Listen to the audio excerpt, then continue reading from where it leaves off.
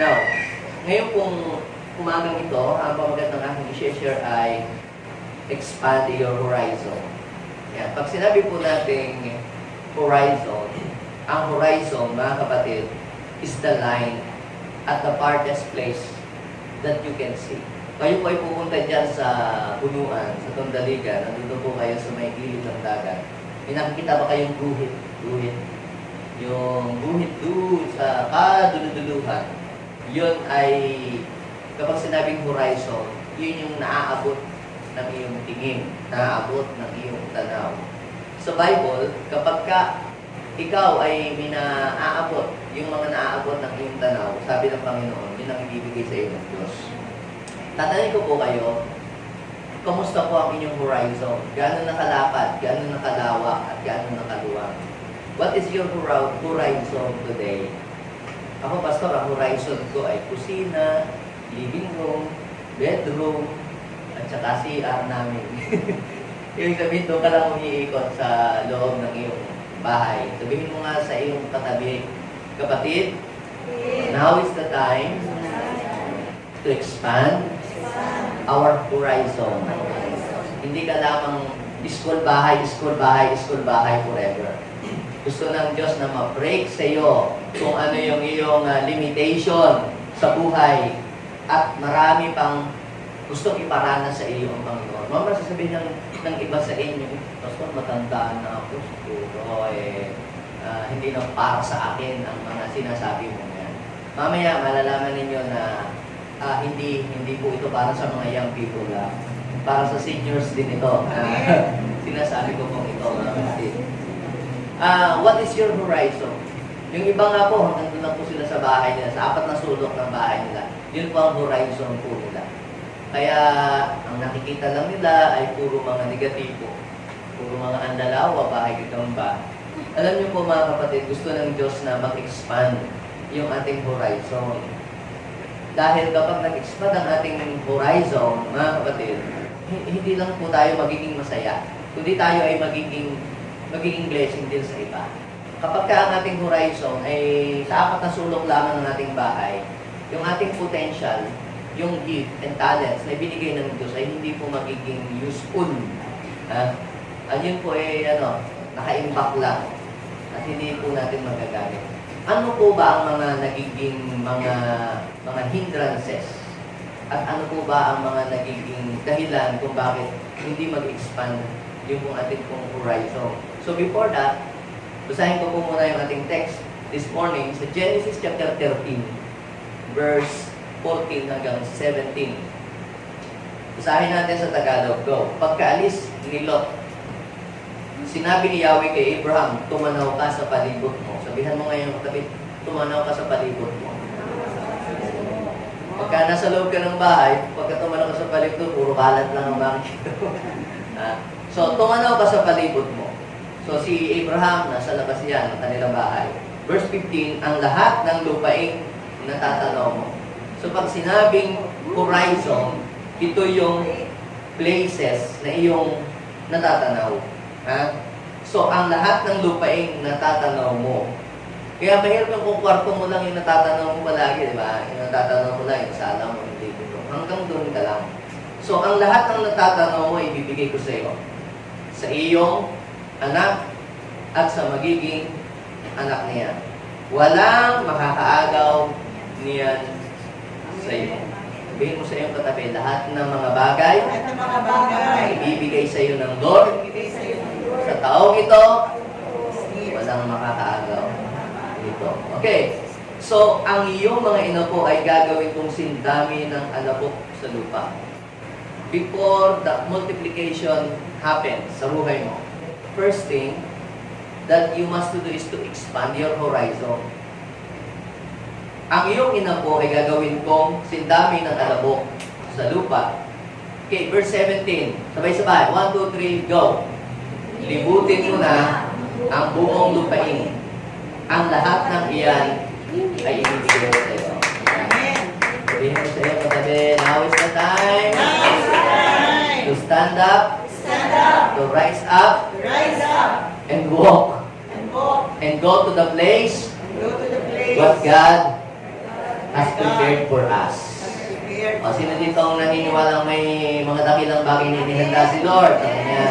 Sabihin mo nga uli, magdeklara kayo, mag-prophesy ka sa Kanya. Naniniwala mo? Hindi mo lang matatanaw. Matutungtungan mo. Malalakaran mo ka. Okay?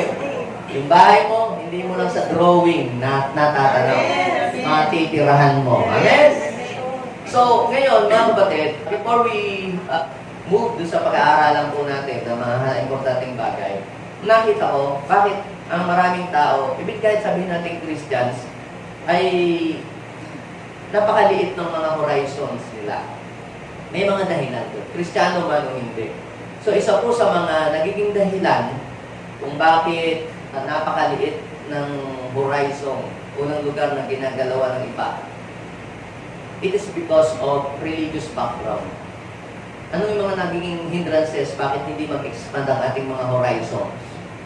Una po dyan, yung religious background. Kung kayo po ay, ang dinadaluhan po yung church, ay ang paniniwala ay hindi na dapat mag-aral, dadating na si Lord. Kayo po ay magiging biktima nung maling pag-iisip, ay hindi na kayo dapat mag-aral, mga anak, huwag na kayo mag-aral, kasi dadating na si Lord. Iba paano kung after 100 years pa dumating si Lord? Di hanggang doon na lang. Ang isa pa po ng mga natutunan na ng mga tao o kahit natin, yung sa mga matatanda, dito na ako namula, dito na ako pipikit, ganito na ako. Sinong nasabihan ng gano'n? Kung nakarinig kayo ng statement na gano'n sa mga matatanda, ito na ang kinamulatan namin. Kaya ganito na kami habang buhay.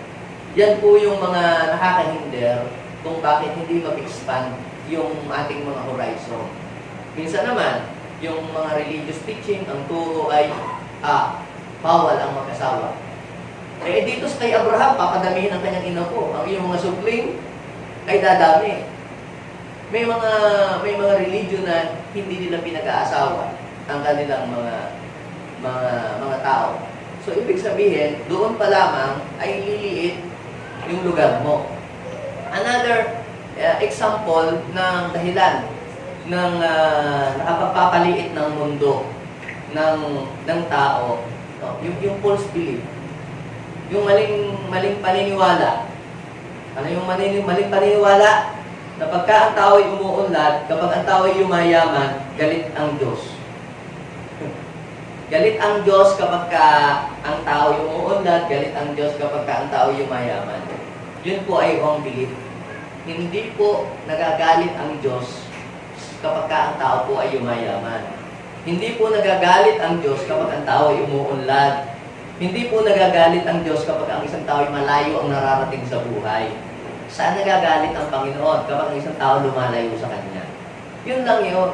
Pero kung yumaman ka, gumaling ka, humusay ka, hindi nagagalit si Lord. Natutuwa nga siya because you maximize your potential na inilagay sa iyo ng Lord. So, another thing na nagiging hindrances kung bakit ang tao po ay hindi mag-expand ang kanyang horizon, siya po ay napapaligiran ng mga negative people. He is accompanied with negative people. Yung kapag ang mga kasama mong tao ay walang pangarap sa buhay, hanggang doon na lamang sila, ayaw nilang maghiwa-hiwalay, yun po ay nagiging limitation po nila.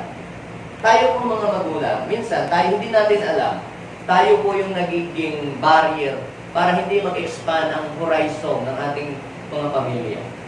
Dapat po nating tanggapin na habang lumilipas ang panahon, lumalakad ang mundo, ay hindi na po katulad ng simula yun pong darating na panahon. Halimbawa, di po ba, na kasanayan at nakamulatan ang buong pamilya dapat kakain sabay-sabay.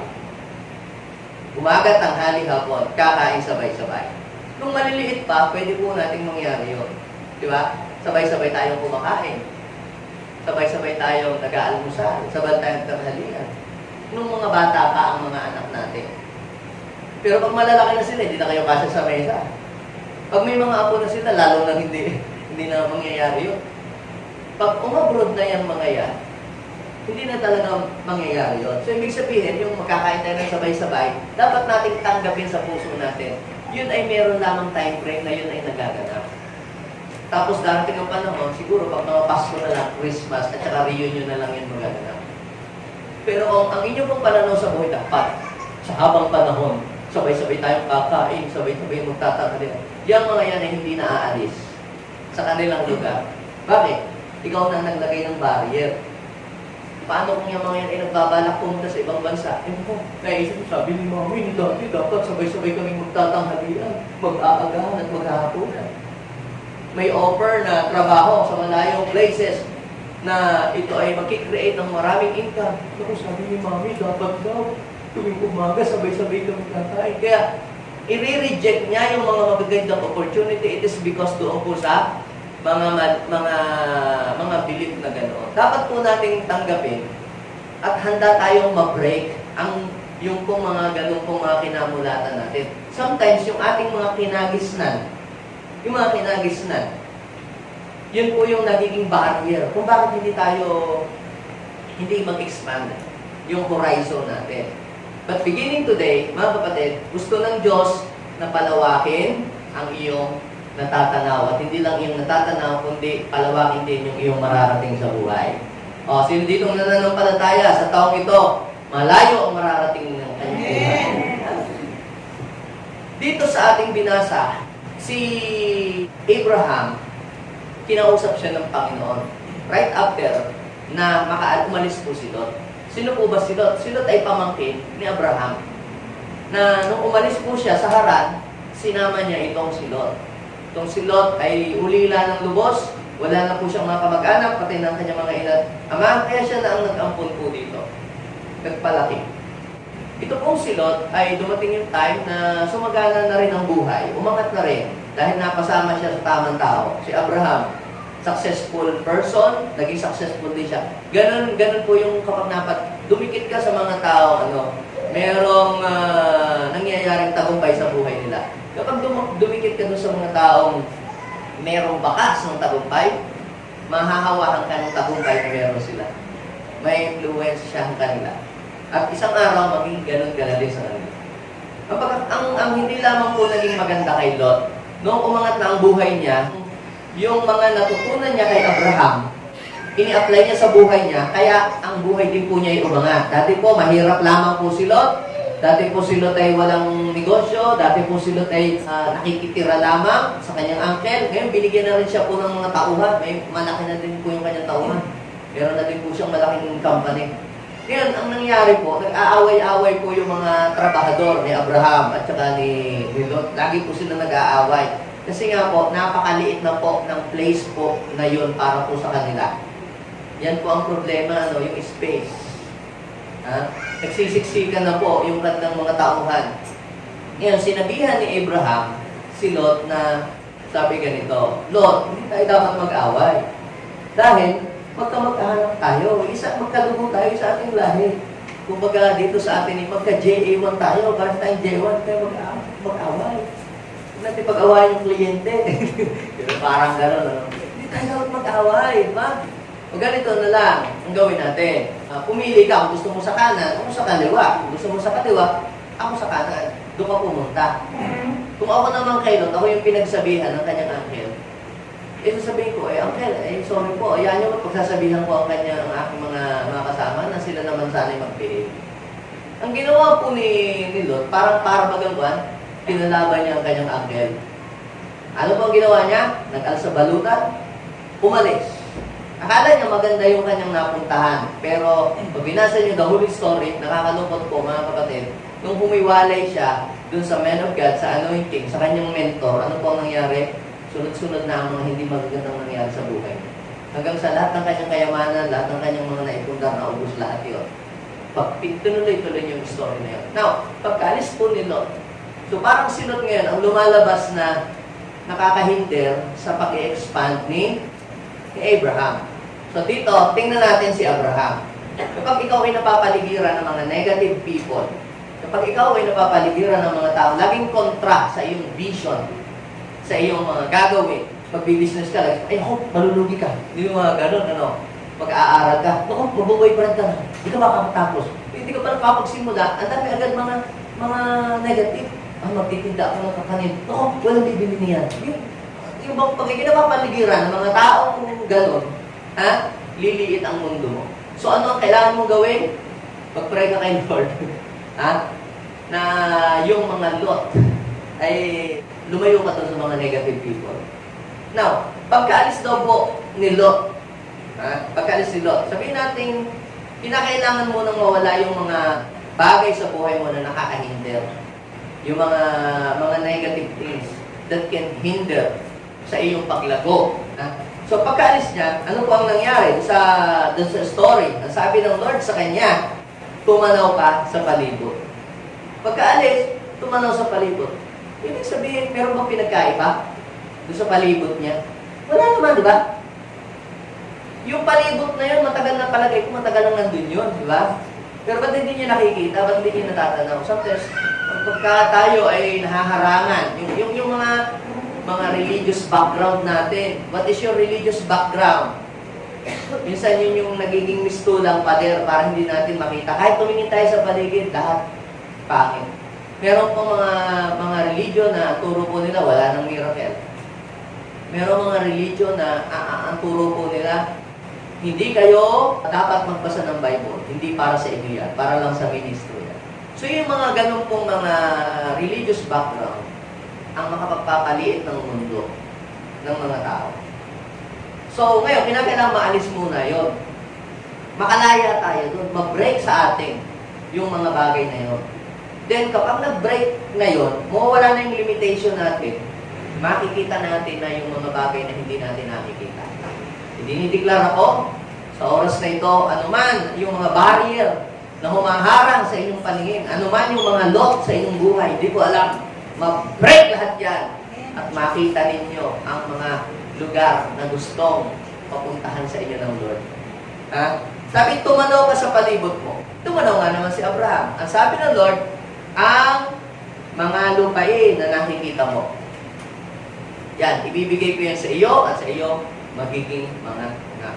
So, ibig sabihin, ang Lord pala, pagka nag-bless, generational, hindi pang iyo lang, ibibigay ko sa iyo at sa iyong mga lahi. Grabing mag-bless si Lord, di ba? Pag nag-bless si Lord, hindi lang ikaw ang makikinabang. Ikaw, ang anak mo, ang anak ng anak mo, ang kaapo-apuhan mo. Amen? Kaya, yung blessing mga kapatid ng Lord, pag ikaw, dinaluyan yan, hindi lang ikaw ang makikinabang. It will flow to your family, to your loved ones, to other people. Ganun po ang gustong mangyari ng Panginoon. Kaya dito, binibreak ng Lord yung blessing na pang 3 times a day lang na pagkain. Hindi ganun ang blessing ng Lord. Mas higit pa doon ang gustong gawin ng Diyos para sa iyo. Tayo lang ang naglalagay ng limitasyon. Siyempre, mag-pray ka, Lord, basta po kami kinakain 3 beses sa araw, masaya na po ako. Sino naglagay ng limitasyon? Ikaw o si Lord? Ikaw ang naglagay ng limitasyon. Samantalang ang sabi ng Panginoon ay tumanaw ka sa iyong paligid, lahat ng nakikita mong mga places, ibibigay ko yan sa iyo at sa iyong mga apo. So, as far as you can, as many as you can, as wide as you can, hanggat kaya mo, ibibigay ko sa iyo. Wala sa Panginoon, kundi nasa sa iyo ang problema. Ang pagliit ng lugar na iyong ginagalawan ay wala ang problema sa Panginoon. Yun ay nasa sa iyo. Nasa sa iyong isip, nasa sa iyong paniniwala, at nasa iyong pagtanggap. Now, ang sabi po doon, sa verse 16, ang iyong mga ina po, gagawin ni kung sintami ng alabok sa dagat, kaya sa lupa. And then sa verse 17, tingnan ninyo po, libutin mo na ang lupain, at ang lahat ng natatanaw mo ay ibibigay ko sa iyo. Last Sunday, pinag-usapan po natin na kung ano ang gusto mong mangyari sa buhay mo, sa taong ito, isulat mo. Gusto ko pong magkalupa. Gusto ko pong magkabahay. Yan. Maganda yung may isinusulat ka. Gusto ko makatapos sa pag-aaral. Mga ganon. Gusto ko magkaroon ng sasakyan. Maganda yun. That's faith. That's your faith.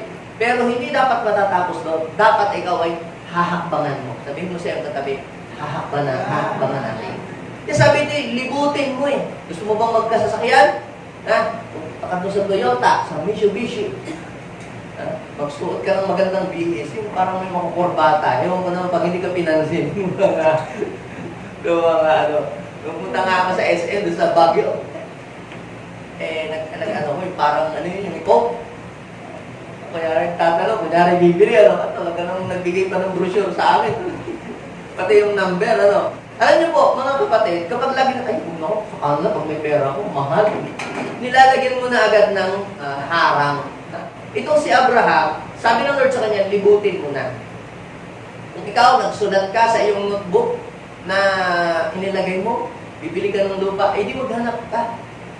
Kung ikaw, ang naglagay ka sa iyong notes, notepad, nilagay mo, ako ay magta-travel sa ibang bansa, this year, paano mo lalakaran yun? Punta ka sa NSO, punta ka sa PSA, di po muna agad doon. Kuha muna kayo ng mga birth certificate ninyo na authenticated. Kuha muna kayo ng mga NBI. Then pumunta kayo doon sa Kalasyaw. Ay, di pala, magpabook pala kayo. Hindi na pala ganun ngayon. At kumuha na po kayo ng passport. Wala pa namang passport na tawag. Paano ka nga tatawagin? Wala naman ka namang passport. Ha? Mas mahirap po yung ikaw ay magkaroon ng opportunity ngayong gabi dumating, bukas flight mo na. Paano mangyayari yun? Wala kang passport. Paano kung magbukas ang Lord sa iyo mamayang gabi ng opportunity na makakapunta ka sa ibang bansa? Bukas na bukas din. Ito na ang ticket. Ang problema, wala kang passport.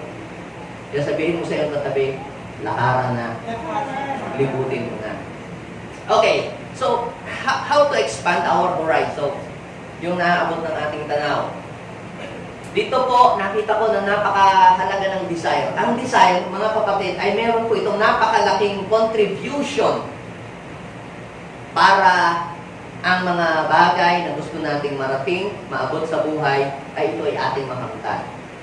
Sabi ng Psalms 37 verse 4, delight yourself in the Lord and He will give you the desires of your heart. Tanungin mo yung katabi, what is your heart's desire? Gusto mo bang umunlad? Gusto mo bang ikaw ay makatapos ng pag-aaral? Gusto mo bang maging matagumpay ang buhay mo? Gusto mo bang ikaw ay mayroong ma-achieve? Dapat yan ay maging desire mo. Ibig sabihin, pag dinidesire mo ang isang bagay, na andun yung mayroon kang excitement, you will do something para yung bagay na yun ay dumating sa iyo. So, meron pong tatlong mahalagang bagay na kailangang i-desire natin to expand our horizon. Tatlong bagay itong i-share ko po sa inyo. Sulat natin to at pag-aralan natin kung talagang tunay, legit. So, tingnan natin sa Bible. Number 1, ano ba dapat nating i-desire sa buhay para mag-expand ang ating horizon? Ito, number 1, have a desire to learn the things that you have not yet been learned. Pag-aralan mo ang mga bagay na hindi mo pa alam. Kailangan matutunan mo ang mga bagay na hindi mo pa dati natututunan. At para mangyari yon, samahan mo ng desire. Magkaroon ka ng desire na matuto ka pa. Magkaroon ka ng desire na madagdagan pa yung kaalaman sa taong ito.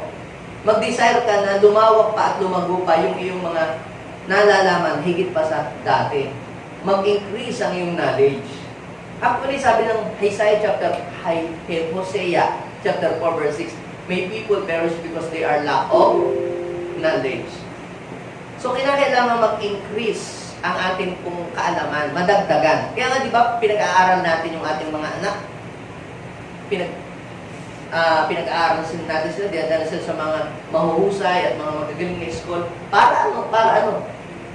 Para po sila ay matuto ng mga bagay na hindi pa nila tututunan. At ipinadadala natin sila sa school na hindi basta school lang. Gusto natin yung mga advanced pa nga, ang mga itinuturo para sila ay maging one step ahead dun sa mga ka-level nilang mga bata din. Gaano po ba kahalaga ang learning, mga kapatid? Ang learning, yung ating natututunan, yan ang magdadala sa atin sa malayong lugar. Yung kaalaman. Pwedeng ito ay makukuha mo sa school, pwedeng ito ay matutunan mo sa iyong sarili, pwedeng itong kaalamang ito ay through your experience, pwedeng itong kaalamang ito ay minintor ka ng mga taong marurunong at mahuhusay. So, ano ang kailangan mong gawin sa buhay? Magkaroon ka ng desire na matuto. Magkaroon ka ng desire na lumago ang iyong kaalaman. Dati po ang mga tinuturuan ko lang, mga bata, mga kabataan, hanggang doon lang po ang aking horizon. Di ako nagtuturo sa mga pastor. Ang alam ko sa mga tuturo sa mga pastor, basta, alam ko lang turuan, mga bata. Mabatang paslit, yun lang ang tinuturuan ko. Saka yung mga nasa squatter ng mga tao, yun ang aking tinuturuan. Bakit po? Hanggang doon lang kasi ang abot ng aking kaalaman eh. Hanggang isang araw, nagkaroon po ako ng desire na magbasa ng mga books. Nagbasa po ako. Nagbasa ako ng mga financial literacy, nagbasa po ako ng mga church management, nagbasa po ako ng church growth, nagbasa ako ng mga leadership. Basta nagbasa ako ng nagbasa. Hanggang sa mas naging gusto ko pang bumili ng libro kaysa bumili ako ng damit. Yung ibibili ko ng damit, hindi ko binili ng damit, bili ko ng libro. Yung mga natutunan kong mga ideas, tinuro ko, may bumili ng damit. Nung na-bless yung aking tinuruan, bili ako ng damit. So ano pong ibig kong sabihin? Kung nabili ko lahat ng damit, yung mga blessing tinanggap ko, baka hanggang ganun pa rin ako. Instead ako bumili ng damit, bumili ako ng libro, binasa ko, inaral ko, nagkaroon ako ng kaalaman, nagkaroon ako ng dagdag kaalaman, aside doon sa nalaman ko ng luma ko ng alam na napag-aralan ko sa school, nagkaroon ako ng bagong kaalaman. Alam niyo po, pamula po noon, lagi pong mga nag-i-invite sa akin, kung saan ako iniimbitahan. Nakapagturo ako sa mga leaders, sa mga pastors, sa national, international. Hindi naman ako sa pagyayabang. Ako po ay naging isa sa mga resort speaker dito sa JA1. Bakit lumawak ang aking horizon? Because nagkaroon po ako ng desire to learn the things na hindi ko pa nalalaman. Sabihin mo sa iyong katabi, subukan natin. Naaralin ang hindi pa natin naaaral at lalawak ang inyong horizon. Yan ho ay parang may magnet. Dadating ng kusa sa'yo. Bakit hindi ka na po promote pa? Kasi hindi mo dinadagdagan ang iyong kaalaman. Kapag dinagdagan mo ang iyong kaalaman, magbubukas ang Diyos sa iyo ng pintuan para ipagkatiwala sa iyo ang iba pang mga bagay. Now, bibigyan ko kayo ng isang halimbawa sa Bible. Sa Matthew chapter 4, verse 8 to 20, ito. Nung si Jesus po ay naglalakad, si Jesus po, isa po siyang rabbi, isa siyang tagapagturo, isa siyang magaling na teacher. Ngayon po siya naglalakad sa tabi ng dagat. Lawa pala, di pala dagat. Nakita niya yung dalawang magkapatid. Itong magkapatid ito, mga siguro age 15 or 16, ganun lang ang edad nila. Yan, sina Andrew. Si Simon Peter, 29 years old po yan. Kaya siya po ang ginawang leader ng mga disciple. Sila kasi ang may edad na, kasi sila yung may asawa. Mas mature. Pero yung sila James, sila John, yung the rest of the disciple, mga ano pa lang yun. Mga bakito pa lang sila. So, sila po, mga kapatid, anong trabaho po nila? Ano po ang ginagawa nila? Sila po ay fishermen.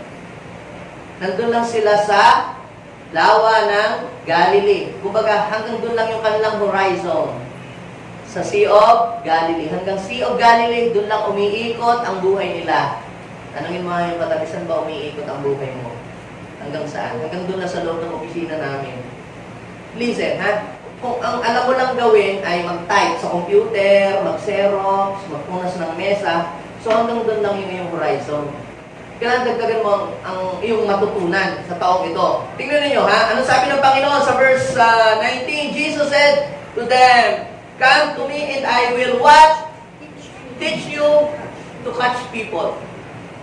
So ang alam lang ng mga disipulong ito? Anong alam lang ng mga disipulo? To catch fishes. Magkaliskis ng isda, magtanggal ng tinik, hanggang doon lang ang kaya nila. Pero yung mag-handle ng tao, mag-lead ng tao, umabot ng tao, hindi nila alam, hindi nila kayang gawin yun. Alam niyo po, kung alam niyo lang po ay magkaliskis ng isda, magtanggal ng magdibog, hanggang doon lang po ang inyong horizon. Pero kapag natutunan po ninyo, mga kapatid, kung paano kumausap ng mga tao at humanap ng mga kliyente at kung paano po kayo matutong mag-manage ng iba pong mga bagay, mag-manage ng tao, isang araw, hindi na kayo magdidibog. Isang araw, kayo na ang may-ari ng konsignasyon. Ibig sabihin, lumawak ang inyong horizon. Saan nagsimula yung may mga malalaking kumpanya, malalaking business? Sa small horizon, pero hindi sila nanatiling ganun lang habang buhay. Kaya sabihin mo sa iyong katabi, hindi ka mananatiling empleyado lamang habang panahon. Hindi ka mananatiling tagapag-xerox lamang. Pag natutunan mo na yan, mag-aral ka naman ng ibang bagay. Hindi hanggang doon na lang. Huwag kang masiyahan doon. Maganda yun, hindi natin minamaliit yung mga taong gumagawa doon.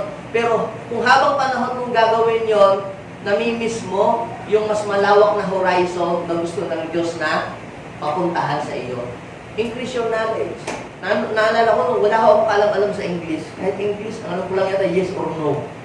Sa baryo, di ako may nag-aaral ng English doon. Puro malalalim na Tagalog. Sa Isla Verde. Nung ako nagbabasa, natutunan ako mag-English. Nung isang naalala ko, napunta ako ng Singapore. Ngayon, kung pinasa sa Singapore, meron po doon Nepalese dun sa hostel namin tinutuluyan. Nag-usap po kami English. Fluent pala ako pang mag-English, pag wala akong kaharap ng mga ibang mga. Nasiraw ko po, unbeliever ko yun, Nepalese. Nasiraw ko siya ng English, salvation, pinatanggap ko, sineminar ko ba. Tagal namin nag-usap. Pure English. English ang kami, pinatanggap ko siya sa Panginoon. Nakakilala niya ang Lord. Alam ko, naintindihan niya. Sabi niya, thank you. Thank you. You are a blessing to me. Sabi ko, naintindihan niya yung Diyos ko. So, ibig sabihin, katulad nun, yung language, wala tayong alam kahit nakaunti mo anumang English. Hindi natin maano yung mga ganong tao, maabot. Hanggang doon lang. Pag may nag-invite sa international, hindi ko marunong mag-English dito na lang ako sa Pilipinas. So, see? Liliit ang ating horizon kapag kulang tayo sa kaalaman. Pag tayo ay nadagdagan ng ating kaalaman, lalawak yung horizon natin. From being manager, magiging ang supervisor. Pag pagiging supervisor, dating araw magiging employer ka. Sabihin mo sa iyong katabi, lalawak ang ating horizon. Papalawakin, Lord. So, huwag kang lang hanggang doon. Huwag kang manatili hanggang doon lang sapagkat ang plano ng Diyos ay mas malawak pa. Sabihin natin, mas malawak pa ang plano ng Diyos sa buhay mo. So, tingnan ninyo, kung yung mga yon, hindi nagkaroon ng desire na matuto, bakit sila? Iniwanan agad nila yung kanilang lambat at sumunod kay Jesus. Kasi po, noong time na yun, ang mga tao po talaga, naghihintay na meron kung sino yung magbo-volunteer na magtuturo para pa sa kanila. Ba't hindi hinahadlangan ng tatay nila yung dalawang magkambal na yung magkabatid na yun at pinabayaan? Kasi isa magulang po nila noon, kapag meron pong nagpresenta na rabbi na magme-mentor at magtuturo sa anak-anak, isang napalaking karangalan po para sa kanila na ang anak po natuturo po ng rabbi. Grabe, si Jesus po pa ang magtuturo. Sabi, come to me and I will teach you how to catch people. So, hindi pa nila alam yun. Marunong lang sila maghuli ng isda, pero ang mag-manage ng tao, mag-convince ng tao, hindi pa alam. Tinuruan sila ni Lord. And because of that learning, tingnan nyo, sabi po doon sa Luke chapter 6 verse 40, walang alagad na hihigit sa kanyang guro, pero pagka naturuan siya, maging kagaya din siya ng kanyang guro. Kaya yung mga nakakarinig po sa kanila, they were so amazed and marveled. Because they realized that they have been with Jesus. Sabi ng Acts chapter 4 verse 13. Nagugulat na lang sila, mga alagad, naging mahuhusay silang magsalita, hindi naman sila dating ganun, taga-kaliskis lang ng isda, taga-huli ng isda, ilang lang gawin. Pero naging mga sila, naging mga preacher, naging mga motivational speaker, naging ganun sila. Pero dati, hindi nila alam yun. Pero dahil natutunan nila, yung bagay na hindi nila dati alam ang layo ng kanilang naabot. Di ba sabi, hanggang dulo ng kasulok-sulukan ng daigdig, naabot nila. Kaya sabihin mo sa iyong katabi, ikaw, malayo ang mararating mo kapag pinagdagan mo ang iyong kaalaman. Buy books, read books, pakinig kayo ng mga lesson na makapagdadagdag ng inyong kaalaman. Huwag lamang puro drama, huwag lamang puro probinsyano at ako sa palayo, batang Quiapo, di hanggang Quiapo lang, maabot ninyo. Basahin natin ang mga best-selling books sa buong mundo. At kapag iyon, nakabasa ka, lalawak ang iyong horizon, lalawak ang iyong pagtingin, ang iyong pananaw sa iyong buhay. So, may natutunan po ba tayo? So, anong kailangan natin gawin? Have a desire to learn the things that have not yet been learned before. Yung hindi mo pa natututunan dati, hindi mo pa alam. Okay, pangalawa, na makakatulong to expand our horizon, have a desire to connect with other people. May mga tao yung tawag ko, mga introvert or extrovert. Alam ba ang introvert? Yung hindi masyado nakikiconnect. Pili lang ang kaibigan. Sino dito mga pili lang ang kaibigan? Pili lang ang mga tao kinakausap. Ako ganun ako, pili lang eh. Hindi ako masyadong pakihalubilo. Pero kailangan ma-break sa atin yun. If you want to expand your horizon, kailangan ma-break sa iyo yun. Minsan kasi lagi natin hindi isinilang na akong ganito na ako. Sadya akong kaunti lang ang kinakausap. Oo nga, pero gusto mo bang habang panahon hanggang gano'n ka lang? Pwede nating ma-break sa atin yun kung ating gugustuhin. So, anong gagawin mo? Ikaw makakatulungan mo yung sarili. Dahil ipinanganak akong gano'n. Lord, hindi naman dapat habang buhay akong ganito. Dapat mabago ako. Kaya nga may transformation eh. Sino man nakipag-isa kay Kristo, yan ay isa ng bagong nilalang. Wala na dating pagkatao, siya ay bago na. Dati noon, hindi ako na kumakausap ng mga tao. Ngayon, pinag-aaralan ko makipag-usap sa ibang mga tao, kumunat sa ibang tao. Ang napansin ko po sa mga iba, lalo sa mga kabataan lang naman napansin ko pagka nagkaroon ng jowa, ng girlfriend, ng bebe, ng pabebe, sila, lumiliit ang mundo. Ikaw na ang aking mundo. Diba? Sa school sila na ang magkausap. Sa kantin, pag kumain sila pa rin ang magkausap. Diba? Sa cellphone, sa text, sila pa rin dalawang magkausap. Pagdating sa bahay, sila pa rin ang magkausap. Araw-araw sila magkausap. Ano kung ibig ko sabihin? Napakaliit naman ang mundo mo kung kayo na lang ang magkausap. Daming tao sa buong planeta, kayo na lang dalawa ang laging magkausap. Try to connect with other people. Umatid ka ng conference, kayo pa rin ang magkasama, ayaw mo makihalubilo, yun naman si lalaki, o siguro binabakuran, kakausap sa iba, aking kalaban. Pinapaliit mo naman masyado ang mundo nung iyong, alam niyo po, huwag kang matakot, kung talagang yan, kayo para sa isa't isa, kahit pa sinong mga taong babalik pa rin sa iyo. Yun minsan ang nagiging problema sa mga iba. Sa mga iba lang naman. Lumiliit na po ang mundo nila pag nagkaroon na sila ng mga boyfriend, ng girlfriend. Lumiliit na. Minsan ayaw nang pag-aralin, ayaw nang papuntahin sa iba, ayaw nang pakausap. Sino kausap mo? Ako lang dapat ang usapin mo. Lumiliit na ang inyong horizon pag ganoon. Meron pong danger kapag hindi po tayo nakipag-connect sa ibang mga tao. Bibigyan ko po kayo ng isang halimbawa sa Bible, Sa Judges chapter 18 verse 27 hanggang 28. Judges chapter 18 verse 27-28. Ang story nito, yung po mga Danites, Danites. Para po silang raiders mga raiders, yung nananakop sila ng mga territory. Ngayon, itong mga Danites, sinakop nila yung place ni Mikaya. So, nagtuloy po yung mga Danites, mga Daneyo, dala daw po yung imahe ni Mikaya. So, sila po ay raiders ng mga taong sumasakop sila ng mga places. So, napunta po sila doon sa place ng mga taga-Lais, sa Lais. Sinalakay po nila yung Lais, sabi dito, pinatay ang mga taga roon at sinunog ang lungsod. Sabi ng verse 28, sabi po doon, walang nagtanggol sa mga taga roon sapagkat malayo ito sa Sedon at walang pakikiugnay sa ibang tao. Look at this, sinalakay po sila at walang nagtanggol sa kanila dahil walang pakikiugnay sa ibang mga tao.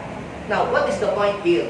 Kaya pala sinabi ng Panginoon sa Hebrew chapter 10 verse 25, huwag ninyong kaligtaan ang pagdalo sa mga pagtitipon, bagkus pumunta kayo sa mga church gathering para may magpapalakas sa inyo kapag kayo ay nanghihina.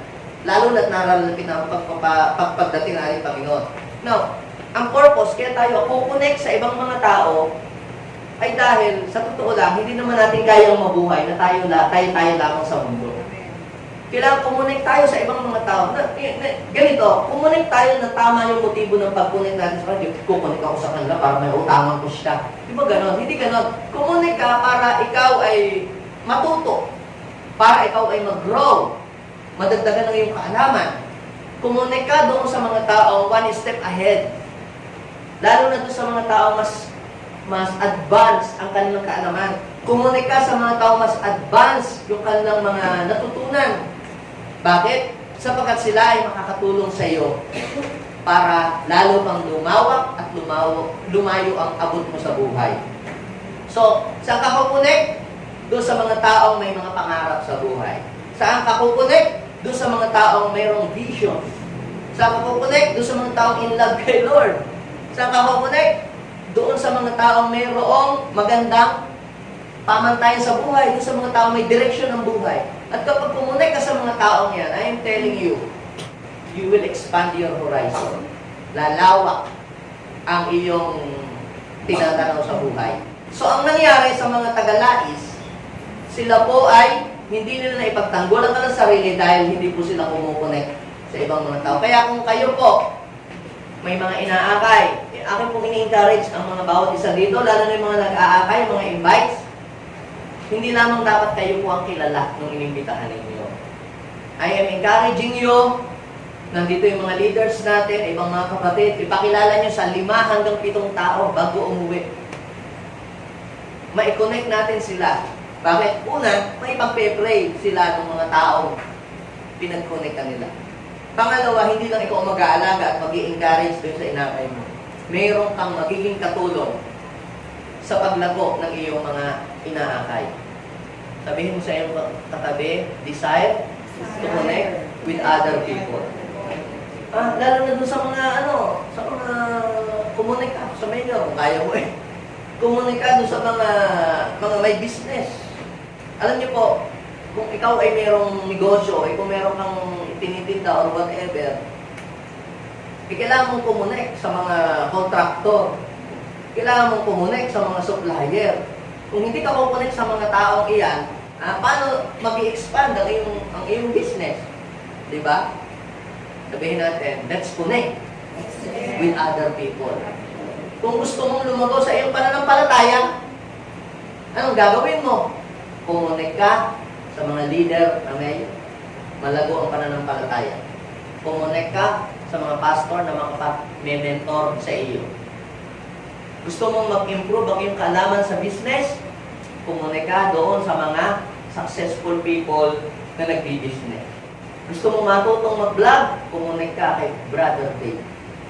Gusto mong matuto about financial planning? Kumunik ka kay Sister Sheila. Gusto mong matutong paano magbenta online? Edi kumunik ka kay Shimi. Magpaturo ka doon. Gusto mong matuto paano mag-alaga ng bangos? Ay kumunik ka kay Sister Susan. Gusto mong matutong paano mag-alaga ng isda, ng lapu-lapu? Kumunik ka kay Brother Cesar. Gusto mo nyo matuto na mag-trade, stock trading, crypto trading, at saka forex? Kumunik ka kay Pastora Robbie o sa akin, tuturo ako kayo. Gusto nyo matutong magbenta ng yero, bakal? Kumunik kayo kay Brother Jeff, i-coach kayo niyan.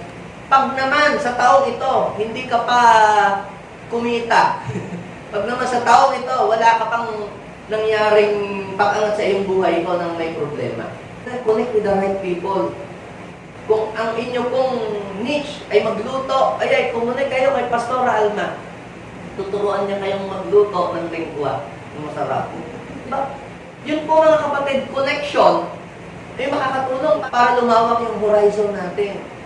If you want your horizon to expand and enlarge and become broad, connect with the right people. Yung bang hihila sa iyo na dadalahin ka sa mas malawak at mas malayong lugar na maaari.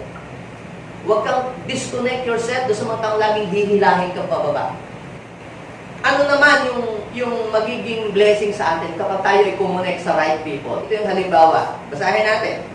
Sa 1 Samuel chapter 18, verse 1 to 5. Si David ay isa lamang po siyang tagapag-alaga ng tupa. So wala siyang connection hanggang doon lang siya sa bukid. Taong bukid, si David. So limited lang ang kanyang place. Hanggang bukid lang siya. So ngayon, mga kapatid, dahil siya ay gifted na tumugtog, siya po ay nagkaroon ng opportunity na makapunta sa palasyo gamit ang kanyang gift sa pagtugtog, yung kanyang talent. At nung siya po ay pumunta sa palasyo, nagkaroon po siya ng isang kakilala. May nakilala siya. Ang nakilala niya ay anak pala ng hari. So, ibig sabihin, hindi basta tao lang. Hindi lang siya kumunik ka sa maglalasing, magiging lasinggero ka. Kumunik ka sa mga pusher, magiging ano ka, di ba? Connect with the right people. Dapat pipiliin mo yung taong pagkukonekan mo. Baka kumunik ka sa mga scammer, sa mga mambubudol. Mag-pray ka, Lord, paligiran mo ako, i-connect mo ako sa tamang tao. Yung iba po, kaya nagiging budol-budol, kaya nagiging manggagancho, napakonect sila sa maling tao, kaya yun, na-disciple sila ng maling tao. Naturuan silang mag-addict, naturuan silang mag-bisyo. So, kaya blessing, yung magkaroon tayo ng right connection, makakonect tayo sa mga tao na sabihin natin mabubuting tao. Blessing po yan. No? Basahin natin. Matapos daw po mag-usap ni Saul at saka po ni David, ang kalooban ni Jonathan na anak ni Saul ay napalapit kay David. So, naging magkaibigan, ibig sabihin, nagkaroon ng connection si David kay Jonathan. Si Jonathan, anak ng hari. Sino ba si David? Isang mahirap na tao lang. Nag-aalaga lang ng tupa. Tingnan nyo ha. Walang, sabihin natin, napakababa ng kalagayan niya sa buhay. Pero napakonect siya sa isang kilalang tao na hindi niya alam, ito palang tao ito ang magdadala sa kanya para mag-level up ang buhay niya. Kumunay ka doon sa mga tao mag-level up ng buhay mo. Tingnan ninyo, anong nangyari? Anong naging blessing ni David nung mapakonect siya doon sa right people? Mula noon, hindi na siya pinauwi ni Saul si David. Dati, laging nasa bukid lamang. Ngayon, nagkaroon siya ng maayos na bahay. Di ba si David laging nasa bukid? Pero nagkaroon na siya ng, saan na ngayon siya tumira? Sa palasyo. Nasaan siya? Nasaan ba si Saul? Nasa palasyo. Hindi na daw pinauwi. Dito na sa palasyo. Kita ninyo, nung kumonek si David, mga kapatid, sa tamang tao, napabuti ang kanyang kalagayan. So, isa pa. Napamahal daw po si Jonathan kay David. At isinumpa niya na magiging silang magkaibigan. Naging magkaibigan pa. So, nagkaroon ng magandang relasyon. Dapat po, mga kapatid, ay magkaroon tayo ng maayos na relasyon doon sa mga mabubuting tao. Tingnan ninyo, ano ang nangyari? Verse 4, ibinigay niya kay David ang kanyang mga balabal. Dati walang balabal si David. Pero dahil kumunik siya kay Jonathan, nagkaroon siya ng balabal. Libre. Libre ba? Na may binigyan siya. Kita niyo yung blessing na pag kumukonek ka. Anong nangyari? Yun daw, pati daw po yung kagamitang pangdigma. Pati ang kanyang tabak, pati ang kanyang pana at sinturon.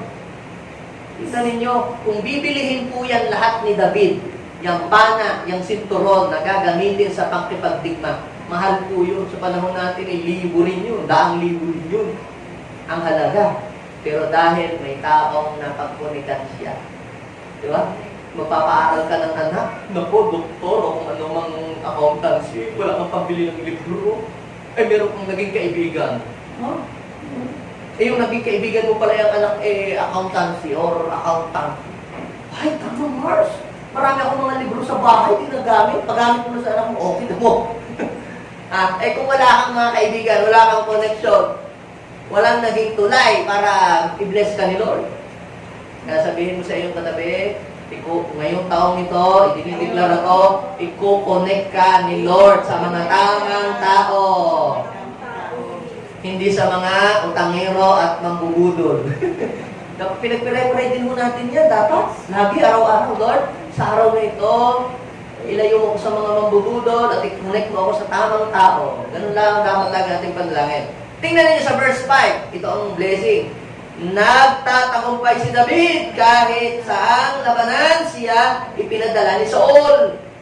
Kaya siya ay ginawa nitong pinuno ng mga kawal.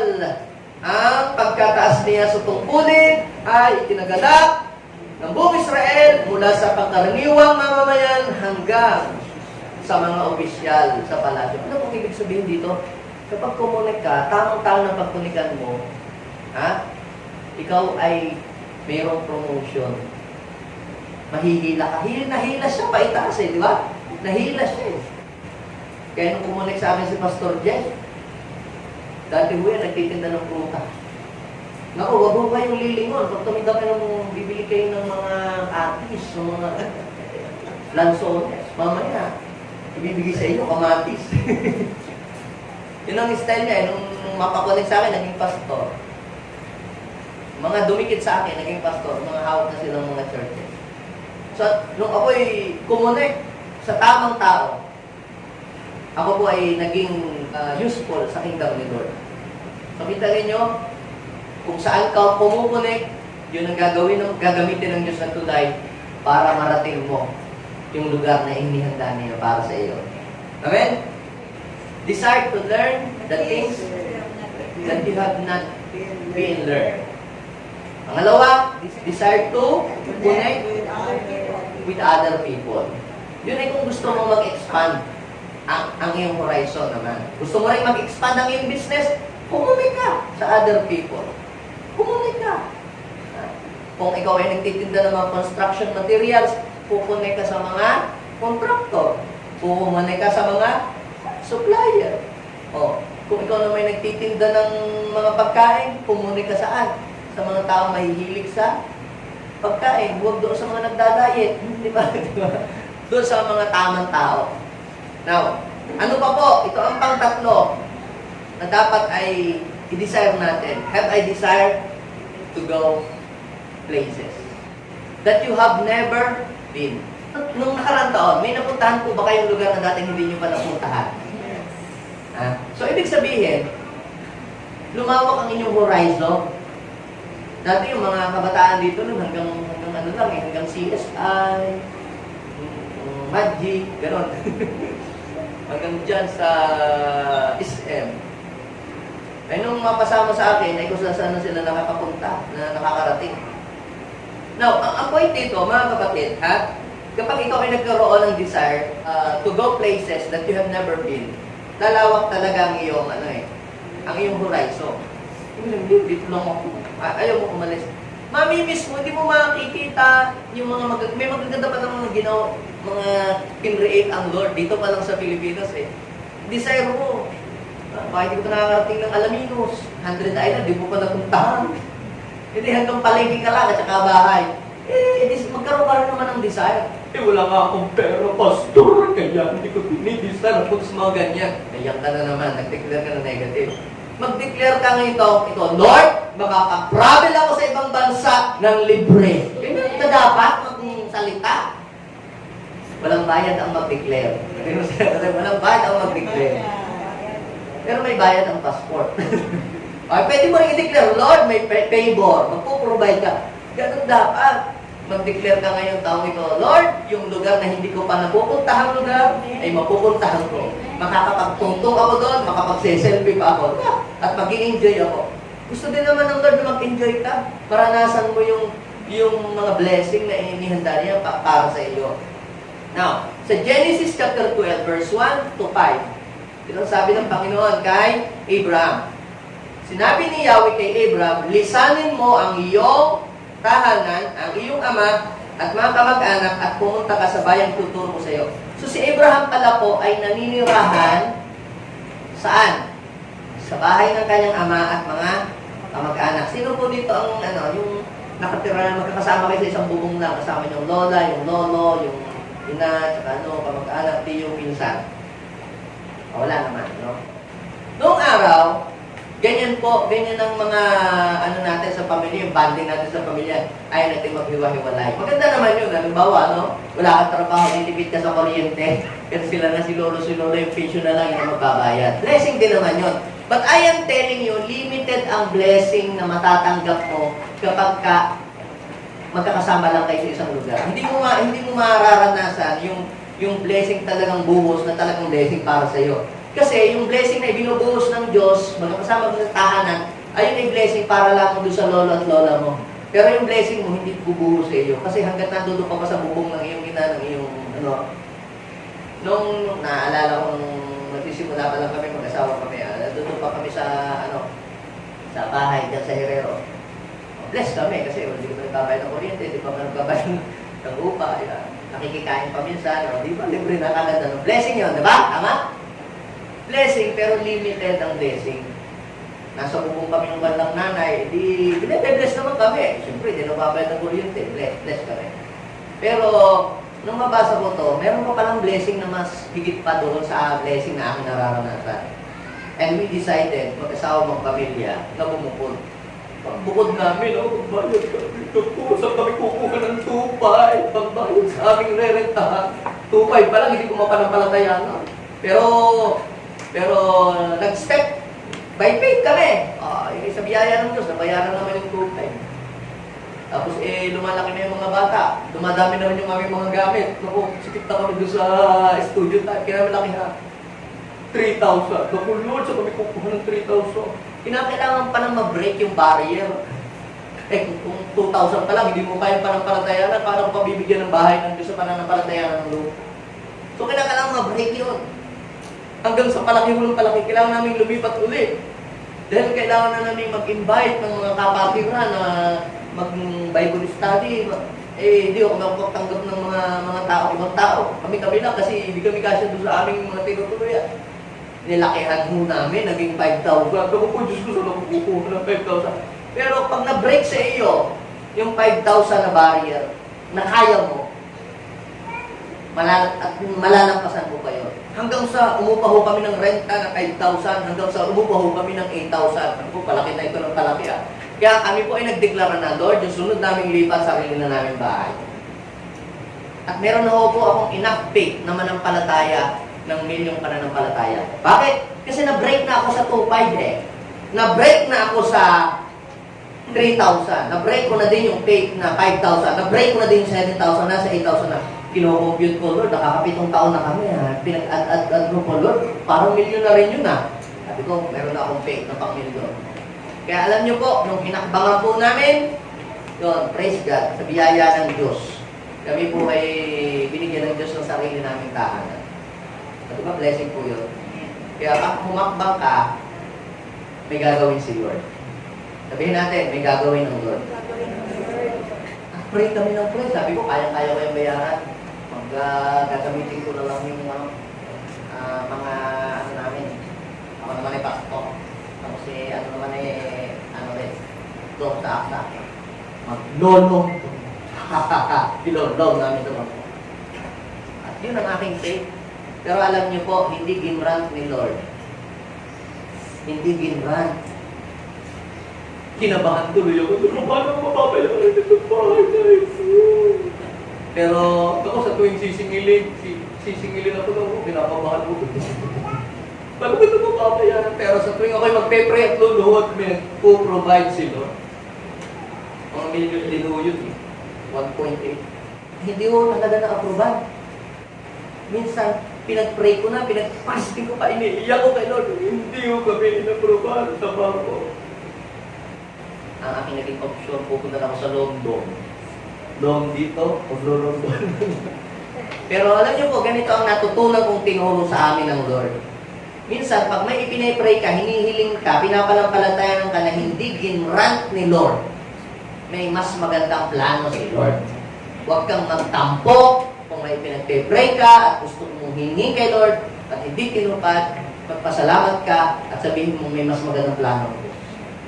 Alam niyo po, hindi po talaga kami na-aproban. Pero alam niyo po, may ginawa si Lord sa buhay namin para mabayaran po yun. At wala ko kaming utang sa bangko. Sabi ko, kung nagkautang ka lang kami sa bangko, 30 taon ako magbabayad, 30 taon akong alipin ng utang. Pero praise God, nagkabahay kami, hindi kami nagkautang sa lanta.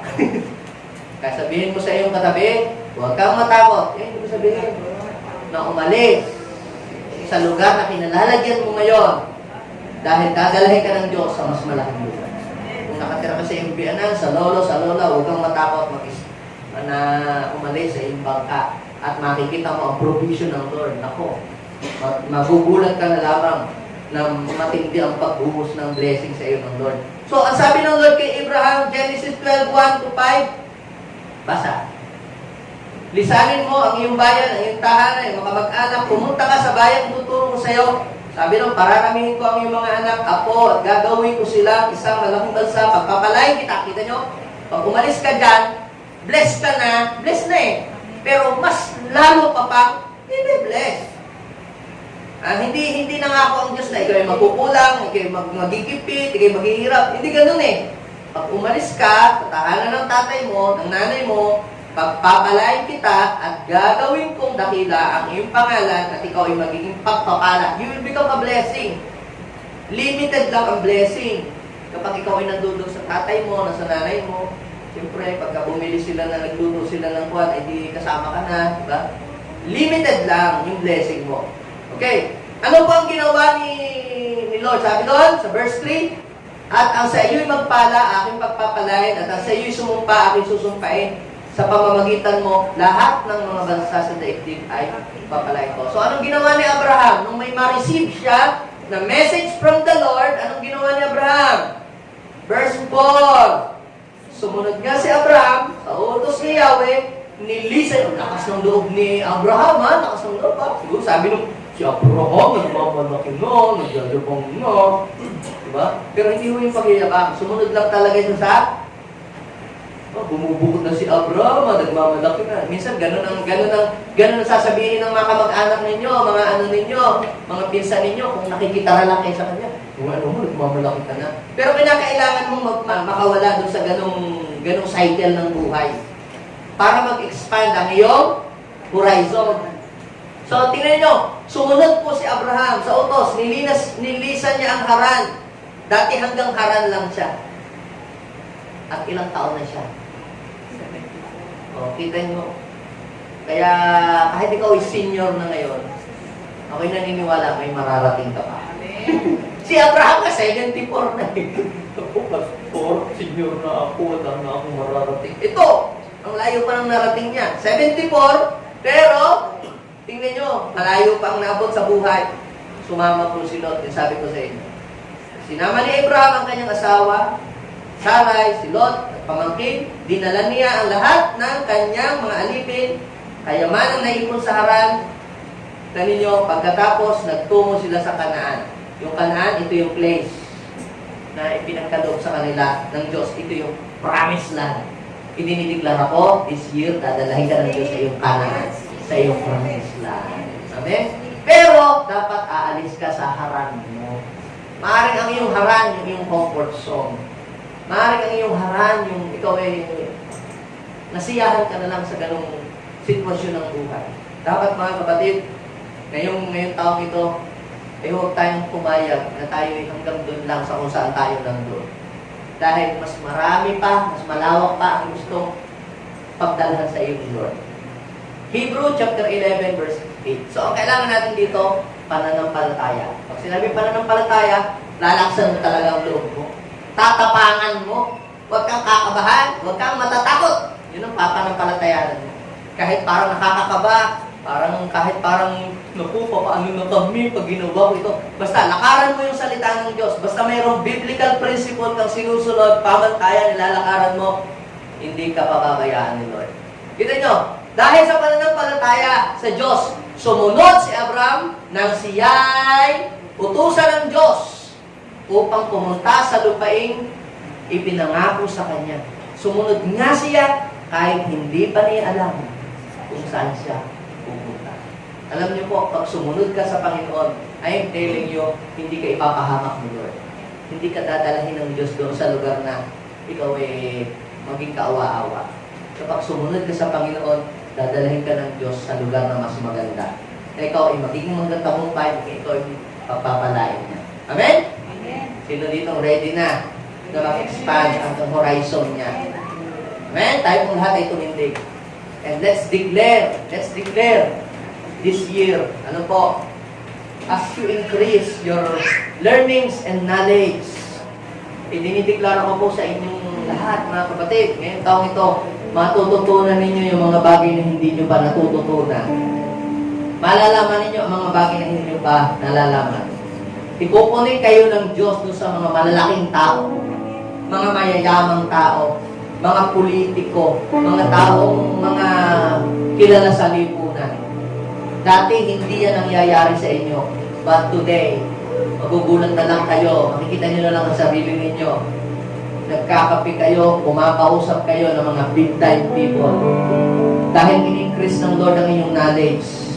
Dati noon, ang inyo lang mga kinakausap, mga class C, class D people. Pero ngayon, i-elevate ka ng Lord. Dinadagdagan ng Diyos ang iyong knowledge, ang iyong wisdom. At ikukunik ka ng Panginoon sa mga tao, mga kilalang tao.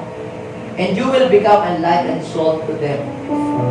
For a purpose. Yes, hallelujah. Ito ang dinideklara ko, Lord, sa mga JA1 people na kausap, kaharap ko ngayon at mga nanonood ngayon.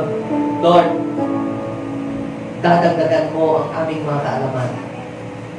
I-connect mo kami sa mga kilalang tao sa lipunan, O God. And we will become a blessing to them. At ngayong taong ito, dinideklara ko, Panginoon, sa iyong mga anak na nandirito, mararating, mapupuntahan nila ang mga lugar na hindi pa nila napupuntahan, hindi pa nila nararating, Panginoon. Lord, kung nasasakyan lamang nila dati, tricycle, sasakay sila sa kotse, sasakay sila sa SUV, sasakay sila sa mga Montero, sasakay sila, Panginoon, Lord, sa eroplano, Lord, sasakay sila sa barko, itinideklara ko, yung hindi pa nila nararanasan last year, ipaparanas mo ito sa inyong mga anak. Oh God, expand our horizon, Panginoon. Hindi lamang kami sa apat na sulok ng building na ito, hindi lamang kami sa apat na sulok ng aming tahanan, dadalahin mo kami sa mas malawak at mas malaking lugar para ipakita ang iyong kaluwalhatian sa mga tao. Lord, we will become a blessing to many people, O God. Idinideklara ko, JA1 people will expand and enlarge territories, Panginoon, and horizon in Jesus' name. Lord God, magpa-branch out ang kanilang mga negosyo. Lalawak, Panginoon, ang maaabot ng kanilang mga nasasakupan in Jesus' name. Hallelujah. Yes, idinideklara ko ito this year, Panginoon. Lord, supernatural wisdom, knowledge ang ibibigay niyo po sa kanila and give us the ability to manage people, Panginoon, to lead people. God, ikaw lamang po ang mapapapurihan sa buhay ng inyong mga anak sa oras na ito. Pwede po bang tayo manalangin, ilagay natin ating kamay sa ating puso. Sabihin natin, Panginoong Jesus, maraming salamat po. Binuksan mo ang aming isip na hindi pala ako hanggang dito na lamang. Meron ka pa ng mas malaki at mas malawak na plano para sa aming buhay. Panginoong Jesus, patawarin niyo po ako kung naging makitid at malipit ang aking kaisipan. Mula ngayon, Panginoon, magiging malawak ang aking pagtingin sa buhay dahil ikaw ang malaking Diyos na aking pinananampalatayanan. Maghari ka sa puso ko bilang aking Panginoon at sariling tagapagligtas. Maraming salamat po. To you alone the glory and honor, thanksgiving. In Jesus' name, Amen. Lord, bless these people at ang bawat na pag-aralan namin, Lord, hindi lamang nila ito narinig, mararanasan, mangyayari ito sa kanilang buhay ngayong taong ito. They will testify for what you have done to them. In Jesus' name, Amen.